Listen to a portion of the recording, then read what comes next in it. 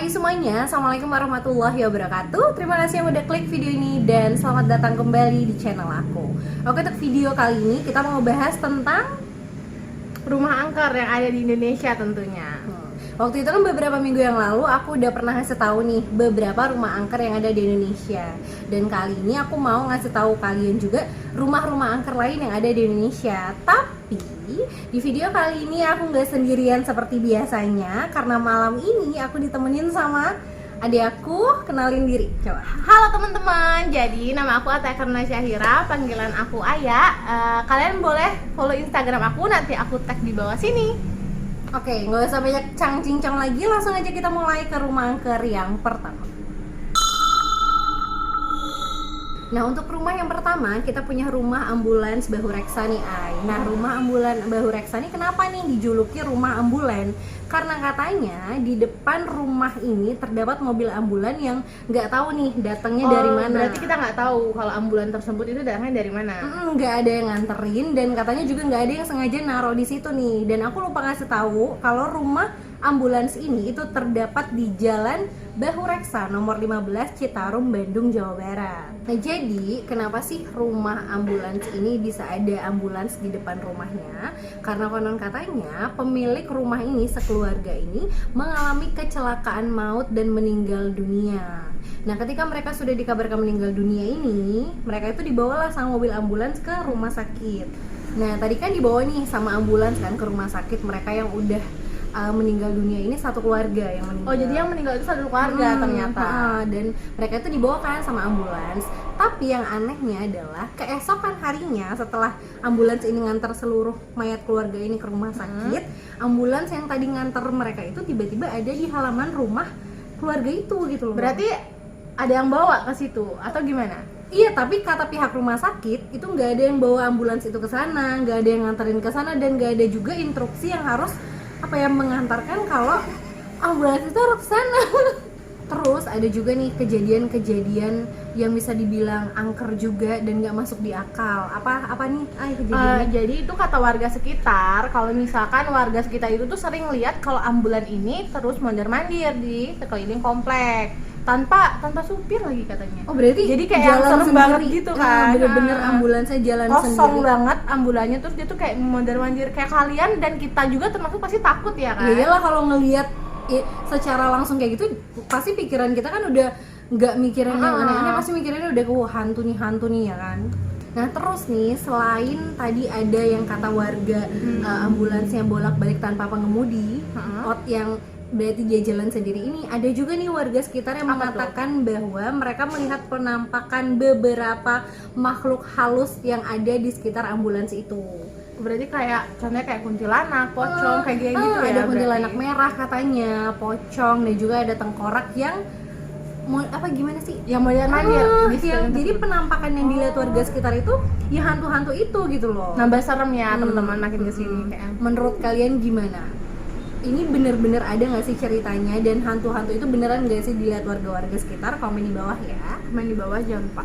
Nah, dari cerita-cerita warga sekitar tadi, banyak lagi nih masih penampakan-penampakan dan kisah-kisah mistis lainnya yang nggak masuk di akal sama sekali, Ay. Tapi itu sudah beberapa tahun yang lalu, karena sekarang warga Bandung sudah nggak bisa lagi nih ngelihat penampakan ambulans di depan rumah. Kok nggak bisa? Kenapa nggak bisa? Iya, karena ambulansnya sudah dipindahkan dari rumah itu ke Bogor katanya kayak gitu. Dan tahu gak sih, Ay, kalau ternyata rumah ambulans ini menjadi inspirasi salah satu film? Oh iya benar. Jadi kalau misalkan kita udah tahu di tahun 2012 itu ada film yang namanya Hantu Ambulans. Hantu Ambulans. Dan ternyata itu filmnya itu diambil dari kisah ambulan tersebut. Diadaptasi dari cerita rumah ambulans ini. Buat kalian udah pada pernah nonton gak nih film Hantu Ambulans yang rilis tahun 2018? Komen di bawah ya. Kita lanjut lagi ke rumah hantu yang kedua. Untuk rumah hantu yang kedua atau rumah angker yang kedua, kita punya ada rumah kentang nih guys yang mau kita bahas ceritanya. Rumah kentang ini berlokasi di kota Bandung. Buat kalian pasti udah nggak asing lagi dong sama cerita-cerita ataupun mitos-mitos tentang rumah kentang ini. Kenapa bisa dia dibilang rumah kentang? Karena kenapa? Karena jadi ceritanya gini guys, jadi ibunya itu lagi gendong anaknya pas lagi masak kentang ya. Mm-mm. Nah terus tiba-tiba anaknya tuh jatuh Dari gendongannya. Dan jatuhlah masuklah ke ke dalam masakan yang kentang itu. Makanya dijulukin jadinya rumah kentang. Jadi masuk ke dalam situ dan anaknya kerebus kan di kentang itu, meninggal dunia di dalam situ.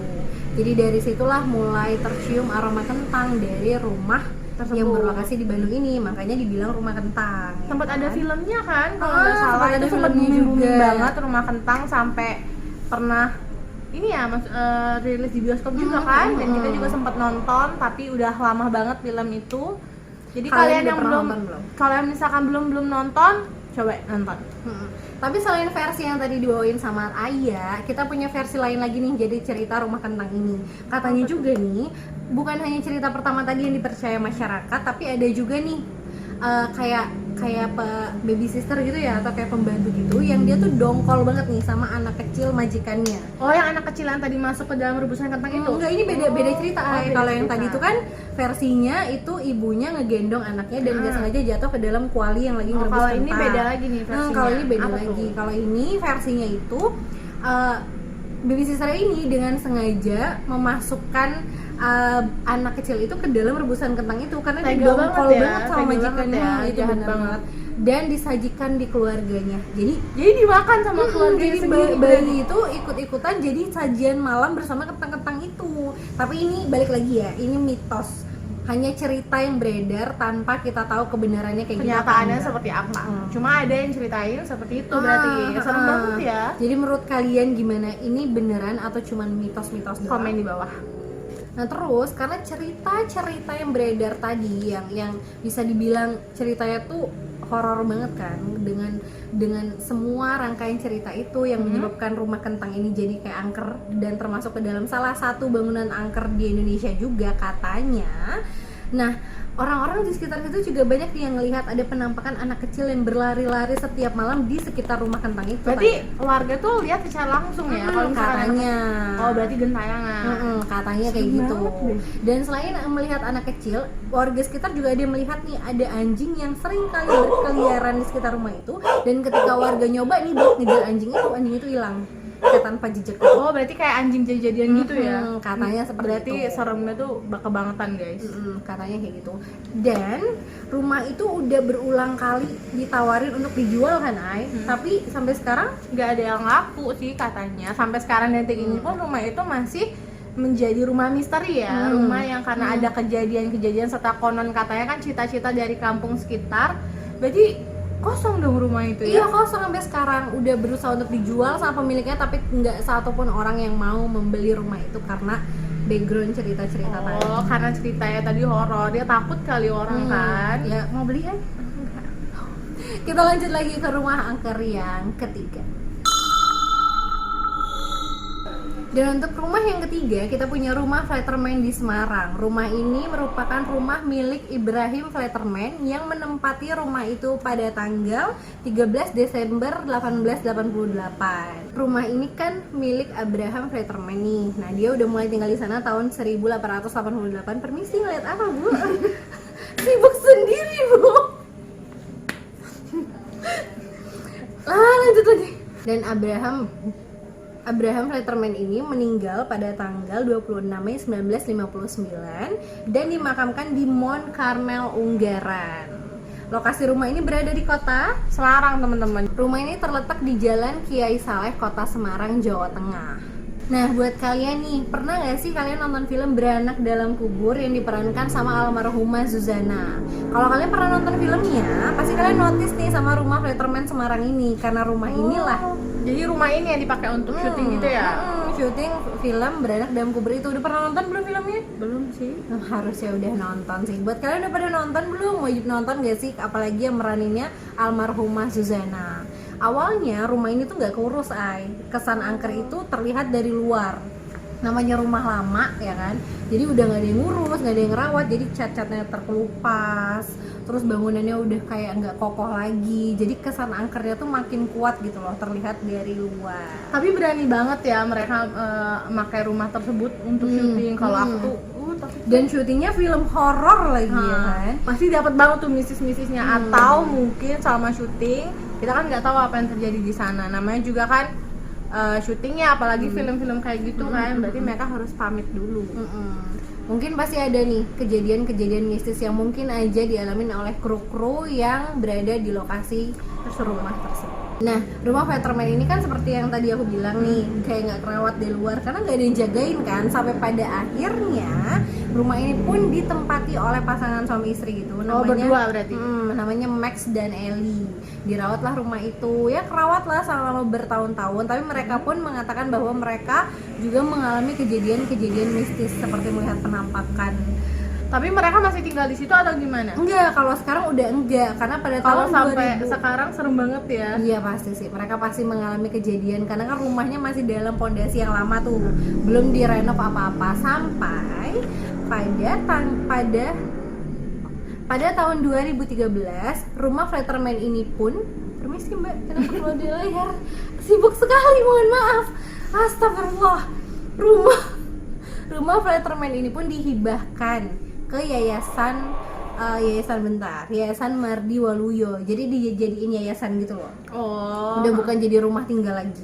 Dan semenjak dihibahkan jadi yayasan inilah rumah Veterman ini direnovasi, dibagusin supaya nggak kelihatan mistis atau angker dan lebih nyaman lagi untuk yang tinggal di sana. Namanya yayasan kan, kalau kesannya angker juga kan nggak mungkin dong. Dan semenjak dirombak itulah jadinya kelihatannya tuh lebih apa ya? Lebih bagus, cerah, lebih bagus, lebih nyaman juga yang untuk tinggal di sana. Karena sebelum direnovasi itu banyak warga sekitar yang mengatakan bahwa melihat rumah Veterman itu aja dari luar itu tuh udah kayak merinding gitu tuh, udah kayak merinding banget orang ngelihatnya tanpa masuk ke dalam loh, ngelihat luarnya aja itu orang udah merinding.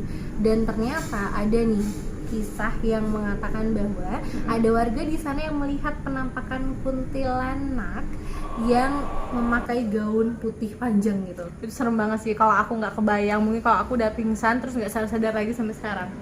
Kalau nggak pingsan minta pingsan gak sih supaya nggak ngeliat makhluk itu. Jangan sampai sih, karena aku dari dulu tuh belum pernah lihat-lihat yang seperti itu. Ya mudah-mudahan nggak. Jangan sampai pernah. Kalian pernah lihat kuntilanak gak sih? Kalau pernah komen di bawah ya. Kita lanjut lagi nih ke rumah yang terakhir. Rumah yang terakhir. Tadi kita ngebahas tentang apa nih, Ai?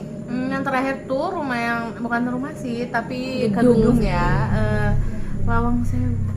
Oh, Lawang Sewu. Pasti udah nggak asing sih orang-orang yang denger Lawang Sewu ya. Nggak asing banget. Dan tentunya pasti juga udah pernah ada filmnya dong. Saking angkernya gedung Lawang Sewu ini, pernah ada nih film yang diangkat ke layar lebar yang berlokasi syutingnya di Lawang Sewu ini. Nah, gedung angker di Indonesia ini, Lawang Sewu ini, dahulu itu merupakan tempat Netherlands Indies Spoorweg Maatschappij. Maaf, namanya agak rempong ya say. Yang dibangun tahun 1904. Maksudnya itu pada zaman penjelajahan Belanda di Indonesia. Wah, cukup lama banget berarti. Udah lama banget, udah seabad lebih kan. Nah, setelah dibangun menjadi bangunan tadi, kabarnya Lawang Sewu ini juga pernah dialihfungsikan kan? Menjadi kantor kalau nggak salah.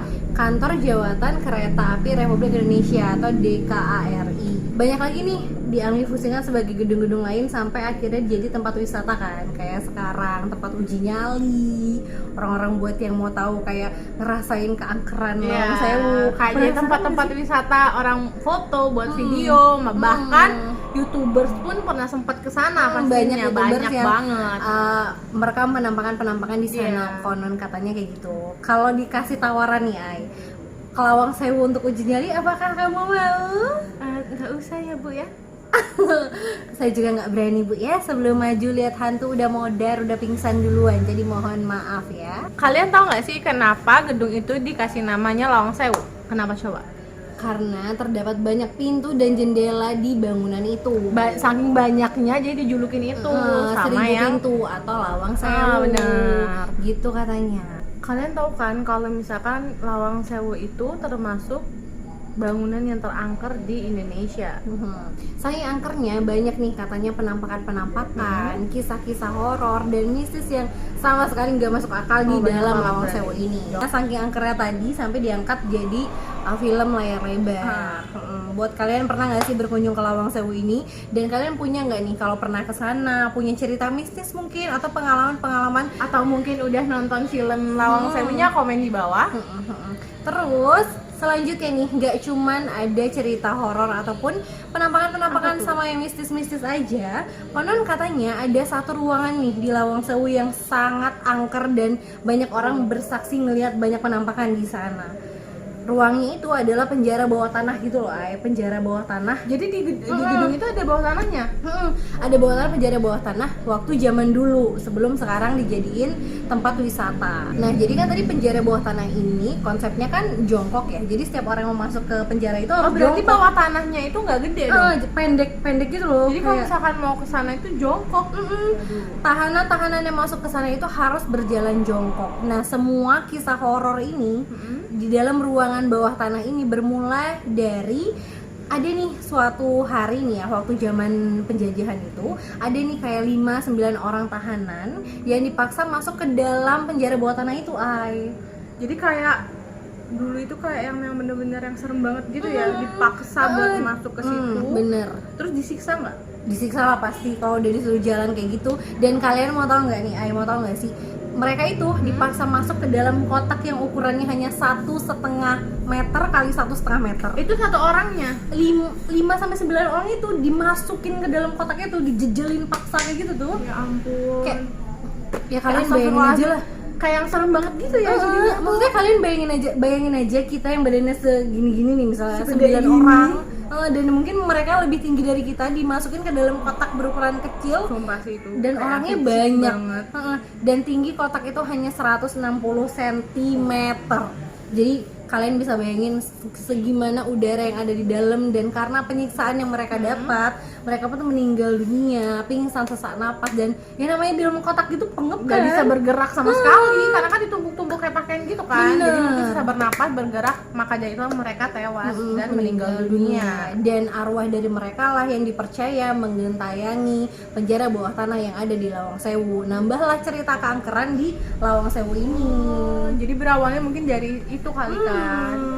Itu Lebih dan serem lagi sih memang. Dan banyak juga kan kayak channel-channel YouTube ataupun kayak TV-TV yang melakukan kayak uji nyali di situ, yang bener mengatakan bahwa kalau mereka juga ngelihat ada penampakan, Bahkan bisa- merasakan ya kan akan kehadiran sosok yang memang bukan bukan berasal dari dunia dari kita, dunia kita gitu loh. sendiri.